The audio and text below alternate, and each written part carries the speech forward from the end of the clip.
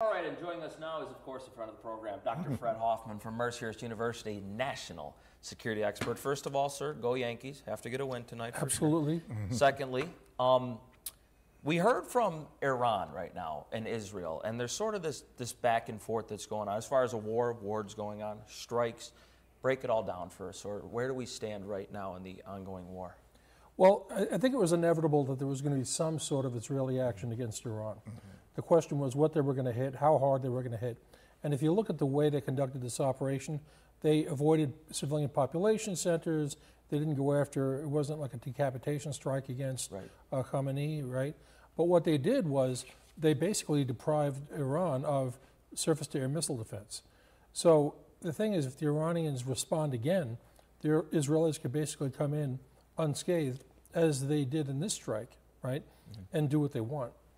Dr. Hoffman, what kind of targets are we talking about here that they're going after that happened over the weekend? Right. So IRGC, all right, they're the fundamentalist component of the armed forces, because you've got the regular Iranian military, and then you've got the IRGC. So that was part of the target package. Also, facilities for building drones, right? So Iran has been selling drones. So there must have been people in Kiev in Ukraine applauding this, because it took out the Iranian drone facility. And also, as I said, surface-to-air missile systems guarding their sensitive nuclear production facilities.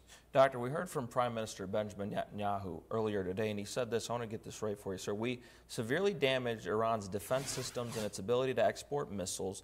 These were not basic tools. We were attacking, these are industrial factories of death, and we struck them hard. What are your thoughts when you hear the Israeli Prime Minister say that? I think that's a pretty accurate statement. And I think also take into account that there was some back and forth, and I wasn't party to that, obviously, but between Washington and Israel about what they should and shouldn't strike. So I think that might have tempered what the Israelis might have been inclined to go after. Dr. Hoffman, I saw a report this morning about what is left with Hamas, how aggressive they will be. What do you think is left there?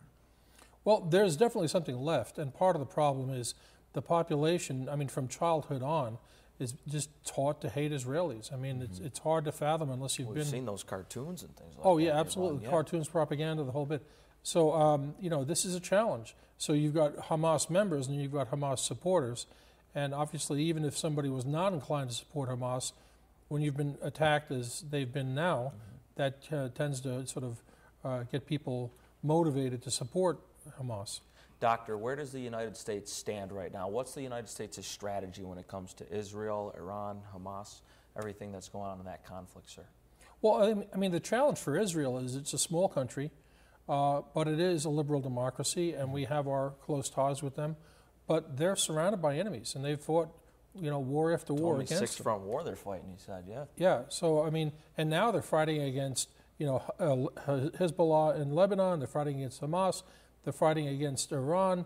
I mean, this is it's a tough battle. October 7th, 2023, and now we're over a year later. Did you still think we'd be at this point right now, what has transpired over the last 12 months? I didn't imagine this happening, no. And also the expansion of the conflict. It started as just being Hamas, all right? And then the other parties got involved subsequently. And the other thing, too, is you can't rule out the Russian connection, where, you know, Putin wants to draw Western attention and aid away from Ukraine, so things start happening. Oh, by the way, October 7th is Putin's birthday, so. Wow. You could listen to this guy talk, I mean, with the whole show. Unbelievable. Thank you, Doctor. My Appreciate pleasure. it as always, sir. Good to see you, sir. Bombers tonight, got to get a win. Got to get a win, sir.